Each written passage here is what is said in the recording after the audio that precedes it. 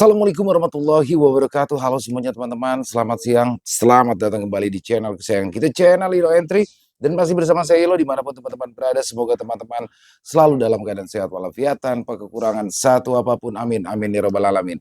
Dan pada kesempatan yang baik ini, saya masih akan membawakan kisah Bima. Wow, kisah dari Netra Kala dan sudah mulai mendekati akhir teman-teman ya. Dan kami mengucapkan terima kasih kepada Netra Kala atas izinnya kami untuk bisa membawakan kisah yang luar biasa ini. Dan buat teman-teman yang suka baca, wajib banget nih mengunjungi karya karsanya Netra Kala, karena di sana kisahnya keren-keren banget. Oke, sebelum kita masuk ke dalam kisahnya, buat teman-teman yang mungkin belum subscribe channel Lilo Entry, silakan bisa diklik dulu tombol subscribe. Jangan lupa lonceng notifikasinya dinyalakan agar teman-teman selalu mendapatkan notifikasi dari konten-konten yang akan kami upload selanjutnya. Dan untuk channel Lilo Entry, kami upload setiap hari teman-teman ya, setiap siang jam 12 siang waktu Indonesia bagian Barat. Oke, nggak pakai berlama-lama lagi, pasti udah gak sabaran kan untuk masuk ke dalam kisahnya. Kita langsung saja masuk ke dalam kisahnya. Dari halaman belakang rumah Bang Ilo, kita menuju ke Jawa Tengah.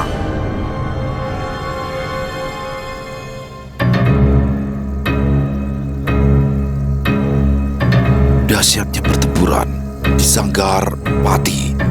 Kisah Bima. Alas Lali Jiwo seketika ramai oleh makhluk-makhluk gaib yang Bima kenal. Ketika sedang berbincang dengan Pak Arif, tiba-tiba saja jedar, semua yang ada di sana melihat ke arah Kromo Sengkono dengan tatapan keheranan. Kromo Sengkono mulai melancarkan serangan ke arah Sembojo, namun dengan mudah Sembojo menangkisnya dengan menyabetkan selendang yang mencuntai di kedua tangannya. Bocah goblok, kamu itu ngapain? Ucap Ki Ganang keheranan. Mereka semua tahu jika kemampuan Sembojo di luar nalar dengan Kromo Sengkono yang tiba-tiba saja memberikan serangan dengan jelas hanya akan membuang-buang tenaga. Berisik, yo jajal wae, sopo ngerti kena, balas Kromo Sengkono ente.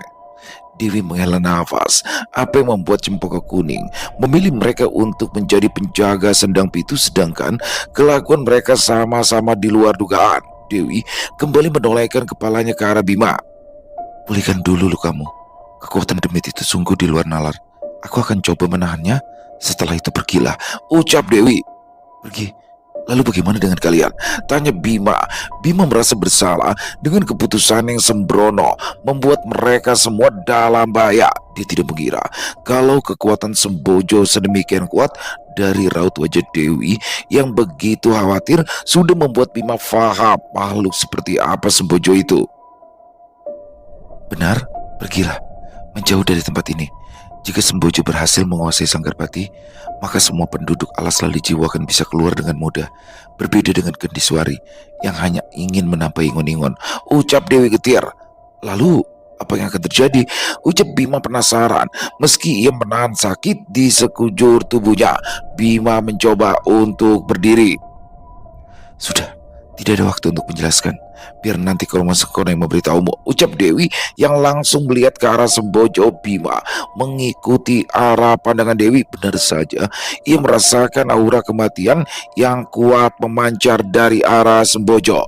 Meskipun tatapannya datar, akan tetapi Bima masih bisa merasakan aura membunuh dari dalam hati Sembojo. Di mana Cempaka Kuning? Tanya Bima saat menyadari sosok wanita itu tidak ada di sekelilingnya.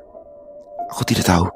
Semenjak dia bangun, dia hanya berpesan kalau Sembojo akan segera datang dengan dendam yang masih tersimpan di hatinya, ucap Dewi yang masih terus memandang Sembojo. Nampak kewaspadaan datang dari setiap ucapannya. Kromo Sengkono, Ki Ganang, kalian serang dua demit yang ada di belakang Sembojo. Biar aku yang berhadapan dengan wanita itu. Rif, sembuhkan Bima dan bawa mereka pergi dari sini, ucap Dewi tegas. Wis rampung. Terdengar suara Sembojo. Bima memperhatikan demit-demit yang ada di depannya. Mereka sudah bersiap untuk bertarung. Ingin sekali ia membantu mereka. Bagaimanapun juga masalah yang terjadi saat ini karena kecerobohannya. Tidak usah menunggu lagi, lakukan apa yang kau inginkan, ucap Dewi. Kromo Sengkono dan Ki Ganang mulai mengeluarkan energi mereka. Batin Bima terkesiap, nafasnya menjadi sesak. Sudah lama Aku pergi dari tempat ini. Sekarang semua sudah berubah. Di mana Gendiswari? Ucap Sembojo membara. Bukan urusanmu. Apa yang sudah terjadi di sini bukan lagi urusanmu. Balas Dewi yang masih berdiri memandangi Sembojo. Oh, aku melihat anak perempuan itu mirip dengan Gendiswari, kata Sembojo sambil mengibaskan selendangnya. Bima terkesiap. Mendengar ucapan Sembojo berarti apa yang ia rasakan tadi tidak salah. Kenapa Gendiswari bisa berada di dalam tubuh Maya padahal sosoknya sudah lama mati? Batin Bima keheranan. Sembojo mulai bergerak, berjalan pelan menuju ke arah di mana Dewi sedang berdiri. Kue ngerti aku sopo? Jangan main-main denganku.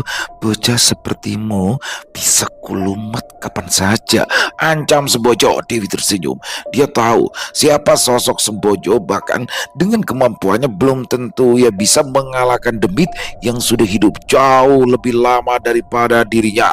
Sejenak Dewi terdiam, kemudian tangannya terangkat dan menunjuk ke arah Maya yang masih menari dengan Banaspati yang masih mengelilinginya. Mencari Gendiswari?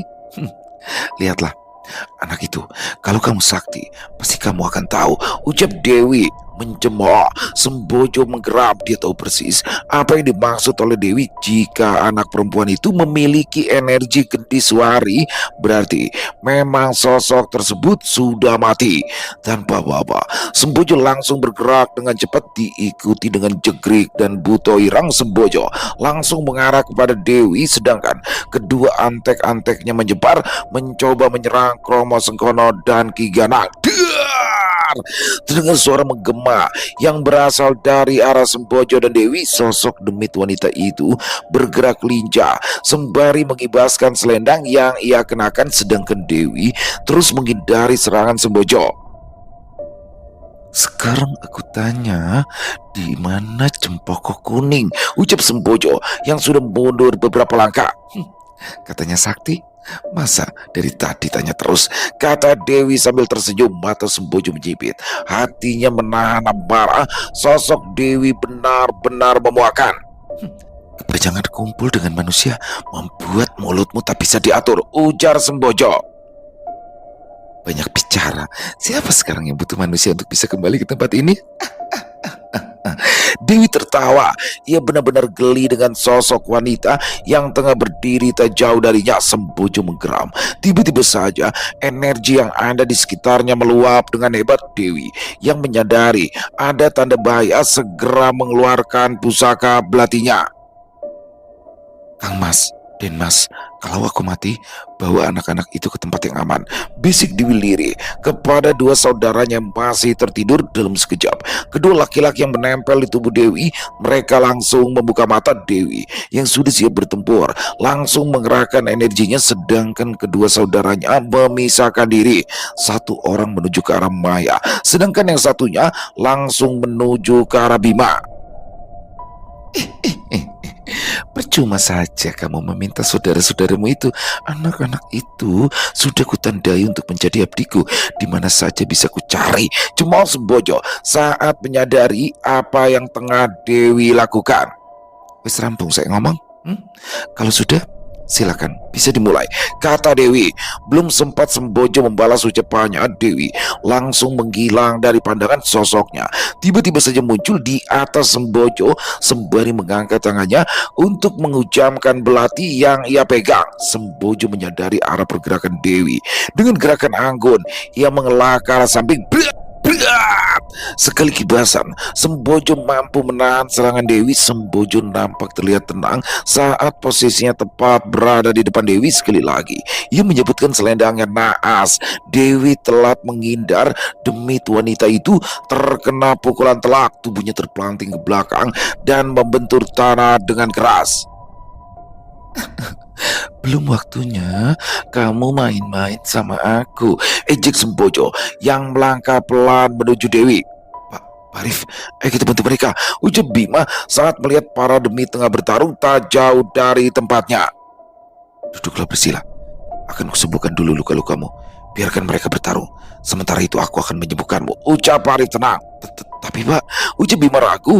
Ia khawatir jika terjadi sesuatu dengan Kromo Sengkono dan yang lainnya. Bukan hanya kemampuanmu yang berkembang ya Bim, tapi sifat keras kepalamu juga semakin besar. Tugas Pak Arif memandang Bima lekat-lekat. Cepat, kalau kau memang mau membantu mereka, kita harus segera pulihkan dirimu dahulu, kata Pak Arif. Bima menurut. Ia segera duduk bersila, sedangkan Pak Arif berjalan memutar dan duduk di belakangnya. Sejurus kemudian, Bima merasakan ada energi yang mengalir kuat di tubuhnya.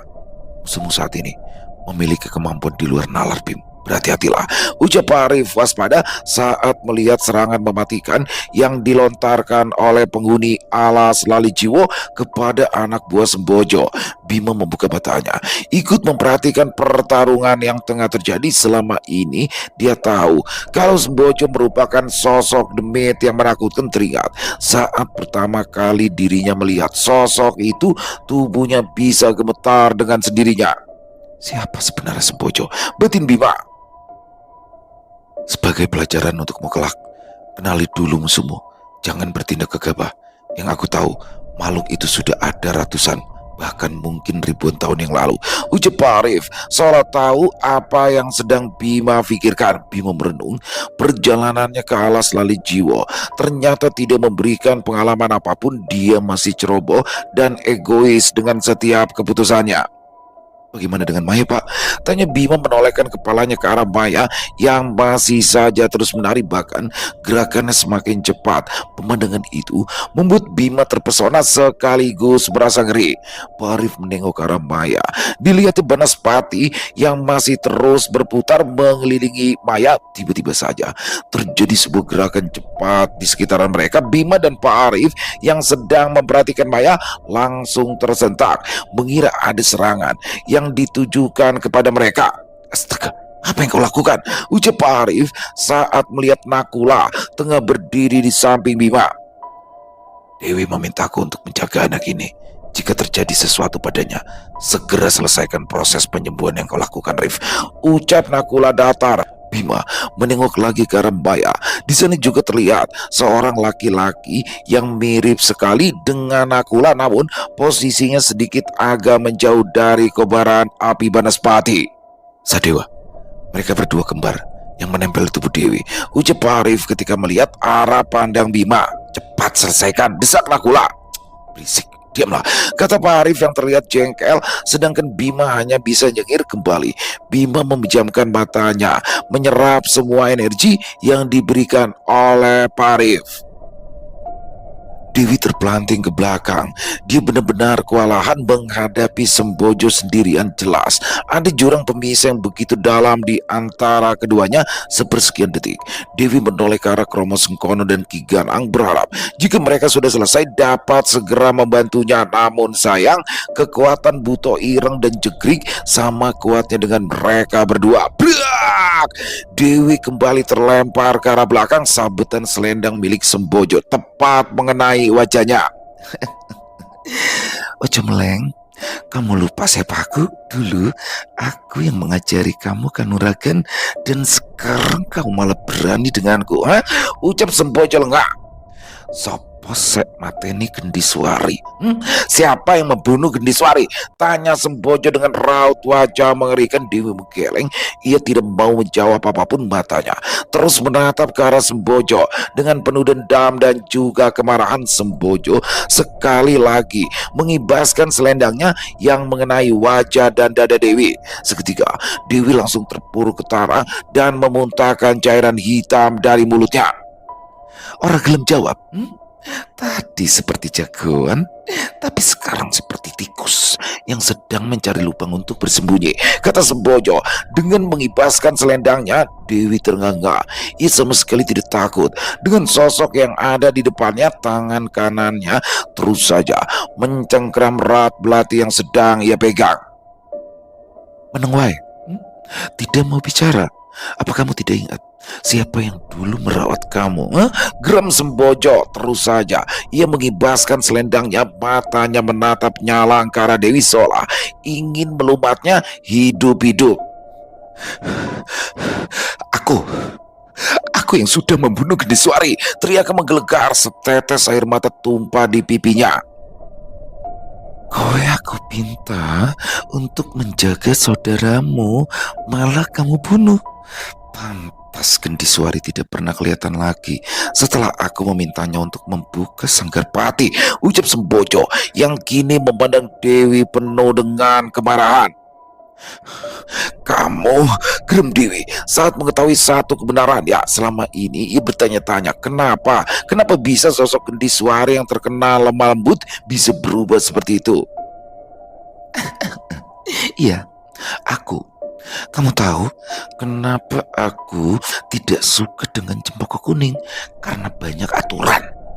Dulu aku yang dibuang, dan sekarang Gendiswari yang kebuang, ujar Sembojo murka. Energi besar meluap dari tubuh Sembojo, angin menderu dengan keras. Sosok Sembojo yang terlihat cantik perlahan berubah menjadi mengerikan. Kedua taring yang panjang tumbuh perlahan, lidahnya menjulur ke depan, kulitnya menjadi kehijauan serta matanya yang berkilat kemerahan. Dar! Sembojo dengan sekuat tenaga mengibaskan selendangnya ke arah Dewi. Beruntung Dewi masih sempat menghindar. Dengan cepat ia bergerak ke arah samping. Aura kemarahan benar-benar menyelimuti Sembojo. Matanya terus menatap nyalang penuh dendam kesumat kepada Dewi. Tangan Sembojo terangkat, energi berwarna kemerahan semakin terlihat memadat dan mengeluarkan cahaya seperti petir di sekelilingnya. Dewi terengah, tatapannya memandang ke arah bola energi yang dibuat oleh Sembojo. Dia sudah menyambut kematiannya sedari awal. Memang dia tak akan pernah bisa melawan Sembojo. Apa tujuanmu? Apa tujuanmu kembali lagi ke tempat ini? Ucap Dewi dengan usaha ekstra. Dadanya terasa sakit. Sembojo mengacukan Dewi. Kenapa manusia itu bisa punya energi lembut seperti kita? Tanya Sembojo sambil menunjuk ke arah Pak Arif. Dewi yang merasa perhatian Sembojo tengah terpecah langsung melemparkan belatinya ke arah depan. Namun sayangnya dengan mudah Sembojo mengibaskan belati itu hanya dengan sekali kibasan. Percuma aku bertanya, ucap Sembojo yang langsung memejamkan matanya. Tiba-tiba saja angin menderu dengan hebat, suasana menjadi lebih mencekam daripada biasanya. Bahkan Dewi seolah terlihat bergidik. Oh, pantas. Jadi dia yang menggantikan Gendiswari menjadi penggawa pitu, ujar Sembojo. Bukannya seharusnya kau sudah tahu siapa dia?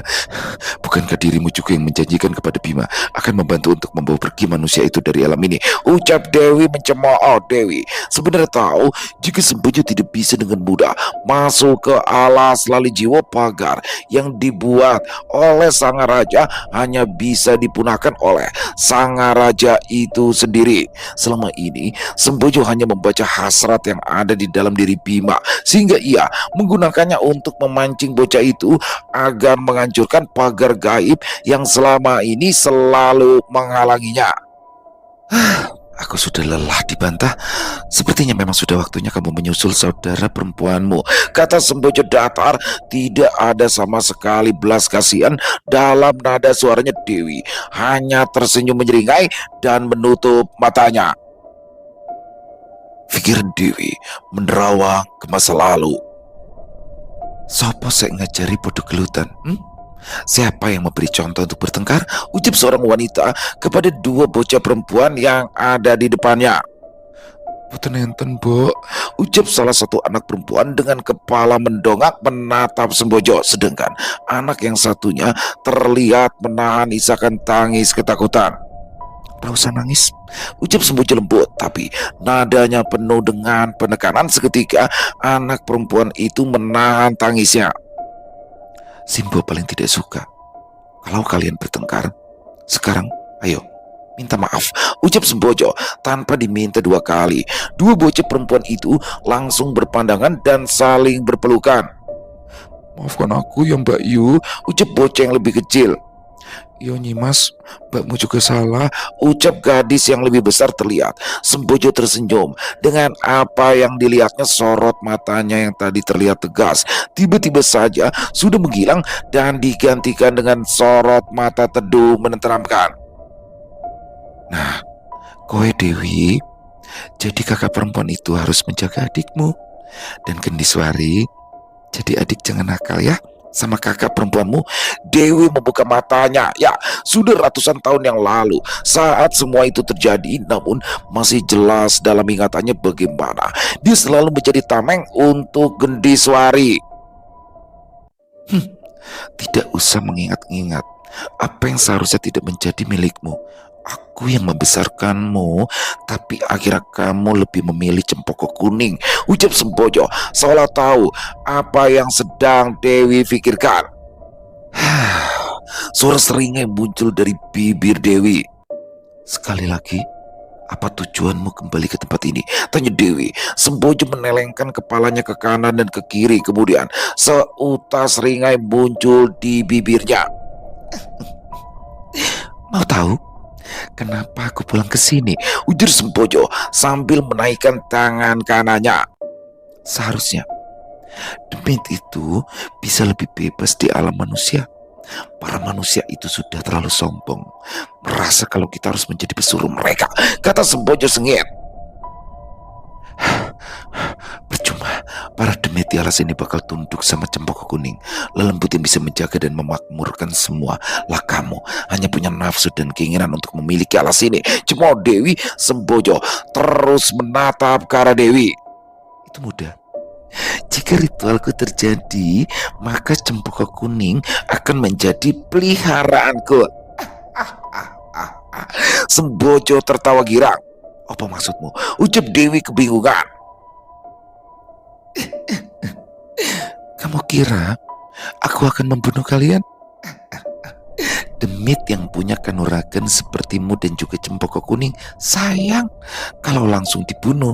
Kalau darah sang raja dan air sedang pitu sudah tercampur, itu bisa digunakan untuk ritual supaya sukma dari Demit bisa masuk ke dalam raga manusia, hidup menjadi satu dengan manusia dan membuat ciloko manusia. Jelas Sembojo. Dengan kegembiraan luar biasa, Dewi membulatkan matanya seketika. Dia tidak menyangka kalau Sembojo memiliki niatan seperti itu. Dewi melirik Maya sekilas. Dia mendebati kalau bocah wanita itu masih terus saja menari. Ritual apa? Ucap Dewi mencoba mengulur waktu. Batinnya terus mencoba berkomunikasi dengan Nakula dan juga Sadewa. Sembojo menaikkan satu alisnya. Bukan terheran dengan bertanya Dewi, namun ia merasa geli. Labu mayit. Labu mayit? Ucap Dewi terkesima. Orang ngerti tah? Ucap Sembojo tertawa. Dia pikir Dewi tahu tentang labu mayit. Ternyata Cempoko Kuning tidak memberitahu ya. Ya. Hidup itu pilihan.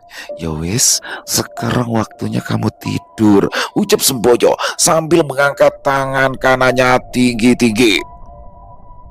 Tras! Sebuah senjata mengenai pipi Sembojo. Darah hitam memercik mengenai muka Dewi. Sembojo seketika melihat ke arah belakang. Hah? Memang seharusnya kau kutangani lebih dulu, ucap Sembojo geram. Dewi membuka matanya. Ia mengerang lemah. Dilihatnya Bima tengah berdiri beberapa meter tak jauh dari tempatnya. Dan sungguh ajaib, bukannya merasa ketakutan, tapi ekspresi wajah Bima malah terlihat bahagia. Kenapa dia nyengir seperti itu? Batin Dewi keheranan. Bocah bodoh, kenapa kamu kesini? Geram Dewi. Apa kau tahu? Sudah beberapa kali nenek itu menjambak rambut Maya. Aku tidak terima, ucap Bima sambil menuju ke arah Sembojo. Dewi terkesima. Bagaimana mungkin Bima melempar tombak miliknya hanya untuk membalas Sembojo yang sudah menjambak rambut Maya. Dewi mengedarkan pandangannya mencari keberadaan Nakula dan juga Pak Arif, namun keduanya tidak nampak dimanapun. Pergi dari sini. Pergi, dasar bocah gila, ucap Dewi memohon.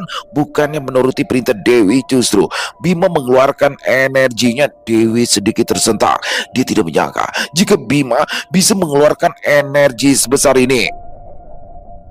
Sudah dari lama aku menahan. Kemarin kau membuat temanku menjadi buruk rupa. Ditambah lagi kau juga berani menjambak kepala saudariku, ucap Bima geram. Sembojo tersenyum. Terus kowe arep ngopo? Kamu pikir kamu bisa membunuhku? Ucap Sembojo geli. Dia benar-benar tidak habis pikir dengan bocah yang satu ini. Meskipun darah sang raja mengalir di tubuhnya, tapi sepertinya tidak dengan kecerdasannya. Pikiran bocah ini sudah terganggu. Membunuhmu? Tidak. Aku tidak akan membunuhmu. Tapi aku hanya ingin memotong rambutmu biar gundul seperti Banaspati. Ucap Bima. Sembojo menggeram, taringnya benar-benar terlihat menyeramkan. Bocah tengik, ucapnya yang langsung menerjang ke arah Bima. Sontak Bima bergerak ke arah samping. Dilemparkannya bola energi ke arah tanah. Sengaja ia membuat debu yang berasal dari tanah agar menutupi pandangan Sembojo. Sekarang, teriak Bima. Sontak Nakula langsung muncul di sisi Dewi dan membawanya pergi ke sisi Maya. Sedangkan Bima lari tunggang langgang meninggalkan Sembojo yang masih mencoba mencari keberadaan Bima. Bocah-bocah gendeng, kowe dong apa? Ucap Dewi kaget dengan kelakuan Nakula dan Bima. Di ngapura Bayu, aku dipaksa bocah kui. Ucap Nakula singkat, sedangkan Dewi hanya bisa menghela nafas melihat ke arah Bima yang kini tengah berlari menuju ke arahnya. Di mana Arif? Tanya Dewi saat Bima sudah berada di depannya dengan nafas ternganga.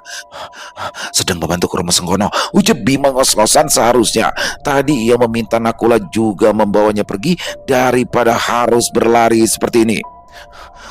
Tunggu sebentar, ucap Bima mencoba mengatur nafasnya. Dewi terdiam. Ia memandangi Bima, bibirnya tersenyum geli. Pantas Simba sangat menyukai bocah ini, batin Dewi. Banaspati. Bima menghela nafas keras. Putaran api yang mengelilingi Maya melambat. Sosok Banaspati berdiri memandangi Bima dengan penuh raut wajah curiga. Apa? Ucap Banaspati. Selalu saja perasaannya menjadi tidak enak ketika Bima memanggil namanya. Berputar lebih luas, biar kami semua masuk ke dalam lingkaran apimu, ujar Bima. Cepat, ia melihat ke arah Sembojo yang sudah menatap mereka semua dari kejauhan. Sial, kamu mau membuatku babak belur ya? Ucap Banaspati yang juga sudah melihat Sembojo. Tolong, ucap Bima memohon. Belum sempat Banaspati menjawab, sosok Sembojo dengan cepat bergerak ke arah mereka. Bima dan kedua saudara Dewi sudah bersiap untuk bertarung. Namun tiba-tiba saja ada kobaran api besar. Sosok Banaspati berputar mengelilingi mereka semua. Sembojo berhenti menatap ke arah mereka semua dengan pandangan kesumat, terutama kepada Bima yang sudah berniat membuat kepalanya menjadi botak. Belum pernah ia merasa dihina sekeji itu. Akulah, Sadewa, berjagalah. Aku ingin memastikan sesuatu, ucap Bima yang langsung duduk bersila.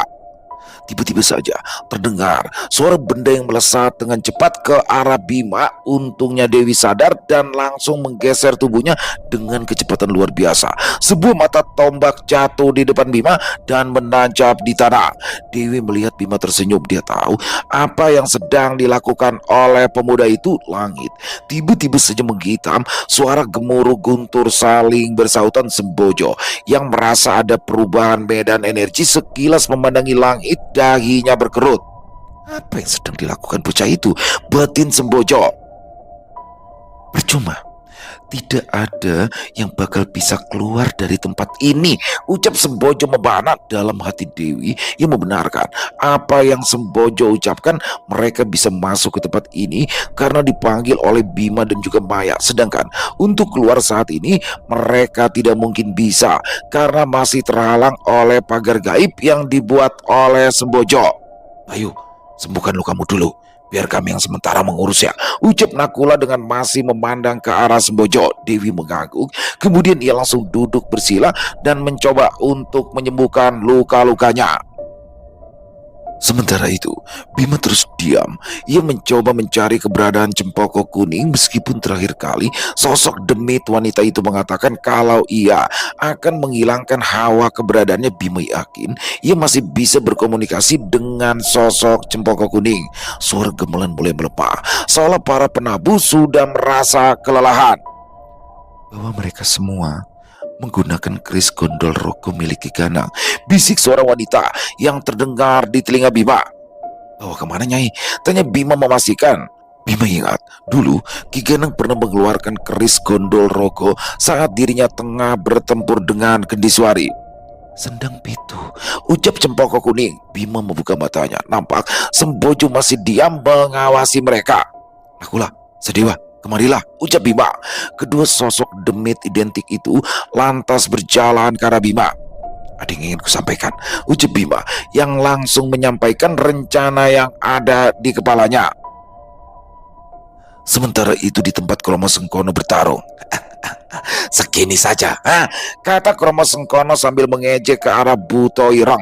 Sedari tadi mereka saling menghantamkan pukulan, bahkan pohon-pohon sampai ikut terbakar hasil dari pertempuran mereka. Setelah ini Nyai bakal jadi pemilik tempat ini. Kamu semua akan mati, ujar Buto Ireng kepada Kromo Sengkono. Alah, siluman itu jadi raja di tempat ini. Ya tetap kamu jadi kacungnya, ejek Kromo Sengkono.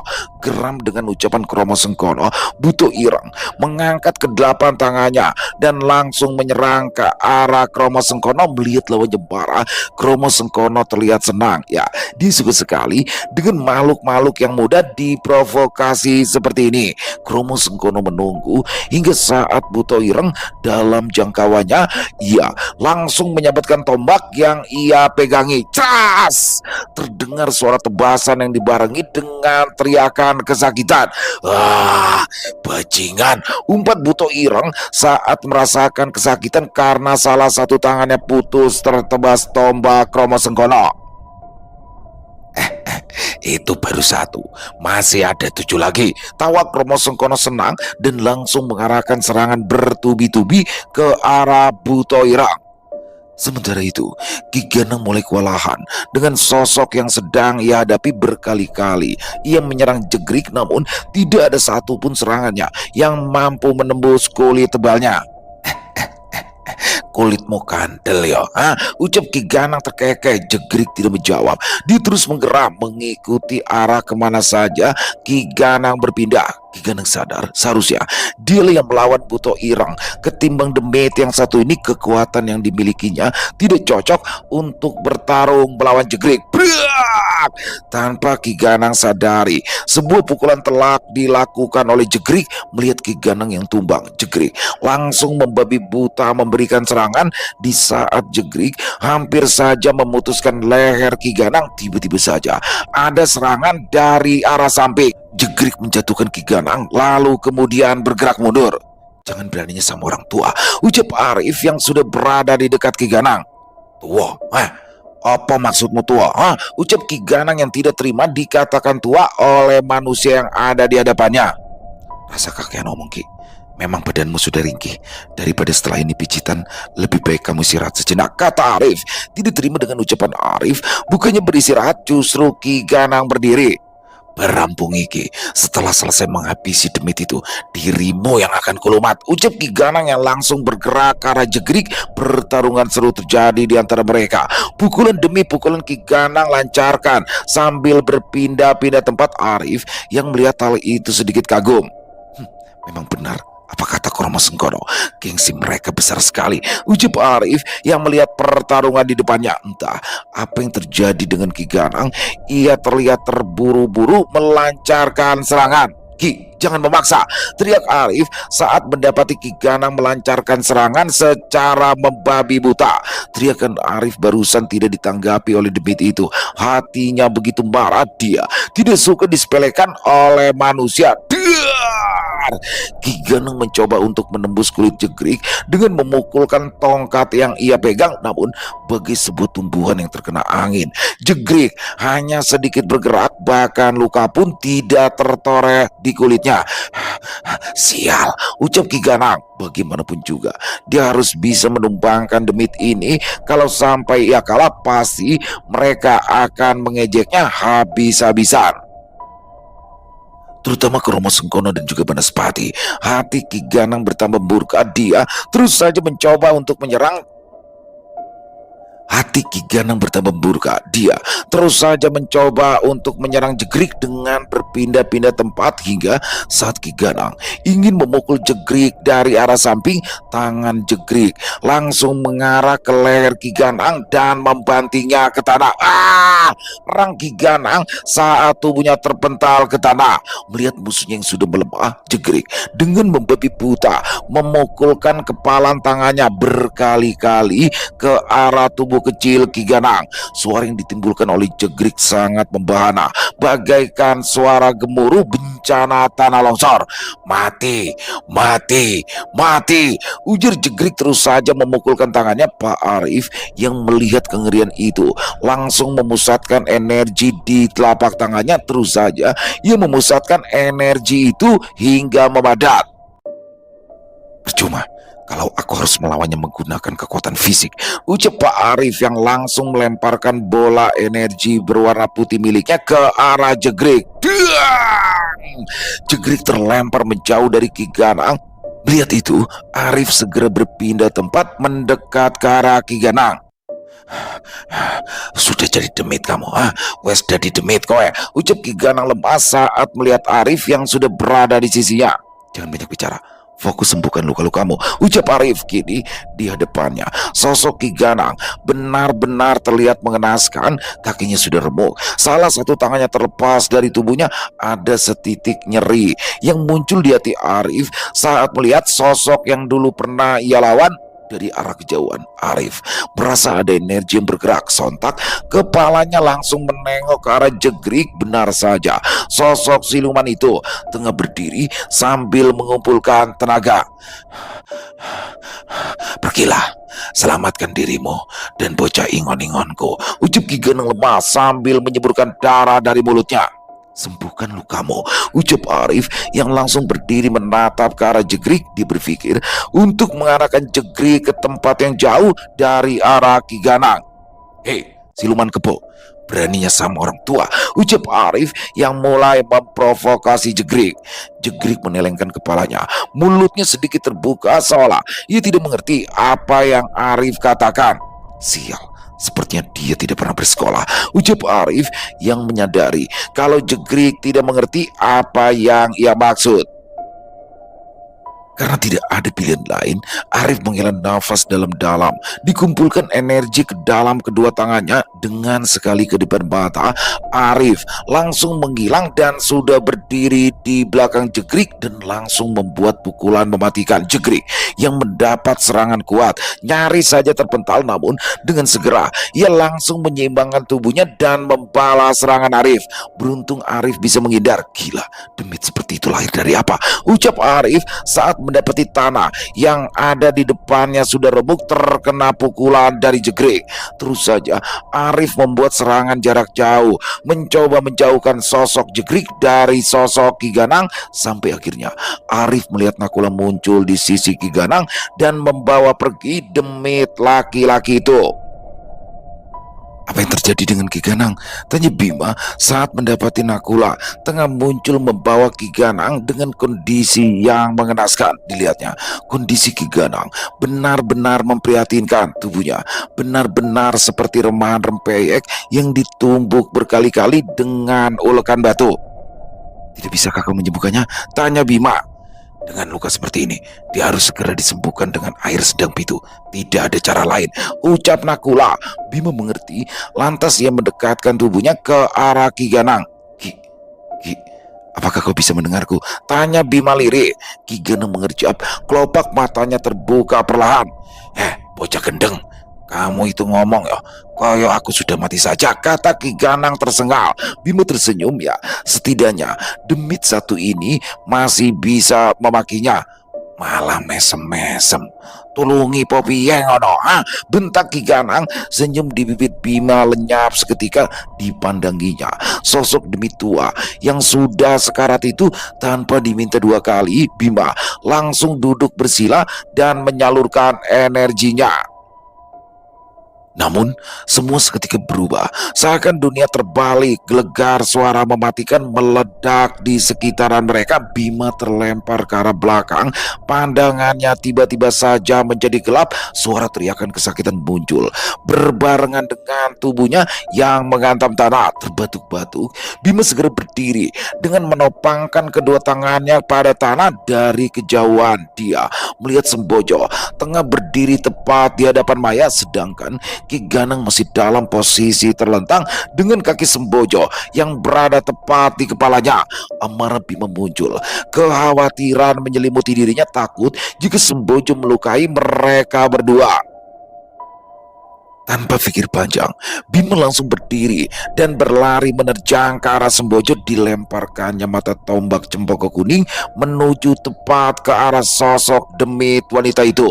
Mengetahui Bima sudah dekat dengan dirinya, Sembojo tersenyum dan mengibaskan selendangnya. Dalam sekali kedipan mata, Bima kehilangan sosok Ki Ganang dan Maya. Mereka berdua dibawa pergi oleh Sembojo. Selesai. Wow, luar biasa. Makin keren dan makin penasaran dengan kisah Bima. Oh iya teman-teman, kemarin kan ini part pamungkas, tapi ternyata karena terlalu panjang banget teman-teman ya. Jadi tetap kami potong dan besok adalah part pamungkasnya, ending dari kisah Bima di season kedua ini, Labuh Mayit. Waduh, nih makin seru aja teman-teman ya. Bima di sini bertarung bersama-sama dengan para punggawa Alas Lalu Jiwo, dengan para punggawa Sendang Pitu, termasuk Pak Arif di sini. Pokoknya buat besok teman-teman jangan sampai ketinggalan ya, karena besok adalah part pamungkas dan pasti bakalan seru banget ya. Sekali lagi kami mengucapkan terima kasih kepada Netra Kala atas kisahnya yang luar biasa ini. Dan buat teman-teman semua semoga terhibur ya dengan kisah barusan para penikmat pecinta horor misteri, lebih khususnya lagi kepada para subscriber dari channel Ilo Entry.